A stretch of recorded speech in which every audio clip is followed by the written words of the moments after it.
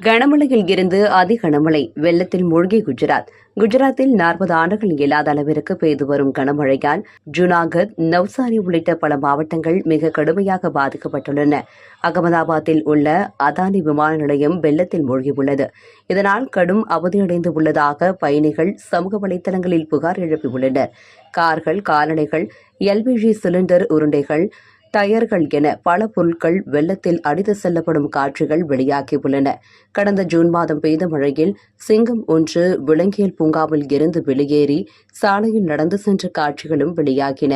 அடுத்த 24 மணி நேரத்தில் கனமழையில் இருந்து அதி கனமழை பெய்யக்கூடும் என திங்கட்கிழமை வானிலை ஆய்வு மையம் தெரிவித்துள்ளது. சௌராஷ்டிரா கட்ச் பிராந்தியம், தேவ்பூமி துர்கா, ராஜ்கட், பாவ்நகர், வல்சாத் ஆகிய மாவட்டங்களிலும் இந்த மழையின் தாக்கம் அதிகமாக இருக்கும் என தெரிவிக்கப்பட்டுள்ளது.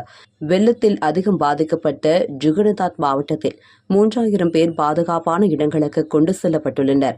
ரெட், ஆரஞ்ச், மஞ்சள் அலர்ட்டுகள் மாவட்டத்திற்கு ஏற்றாற்போல் விடுக்கப்பட்டுள்ளன.